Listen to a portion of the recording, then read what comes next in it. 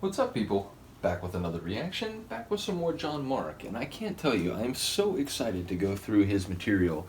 Ever since I got this album on record or on vinyl many years ago, which, as I explained during my reaction to The Stag, The Running Stream, and The Greenwood, at some point I just lost it. It disappeared from my collection. Maybe the last time I moved, I'm not sure. But I didn't take no for an answer. I had to get a replacement copy, and when I did that, the seller, who I bought this from on Discogs, had a number of other John Mark albums listed. One of them I've never heard of before, A Celtic Story. We're going to start going through that soon. I also know from an earlier period of listening to his music that he has other albums, like one that's themed around Spain. So we're going to go on a lot of journeys with John Mark because he's an amazing composer. Again, recently passed away, R.I.P. But yeah, Kim, who as a musical explorer, a sort of an erudite commenter, and someone who just has an amazing interaction with music in a way that really resonates with my experience with music. So, big shout out to Kim. She had explored some of this album after listening to my reaction to the Stag, the Running Stream, and the Greenwood, and she mentioned, and I fully agree. Although admittedly, not having heard this album in years, that The Eye of the Hawk was a really beautiful piece of music.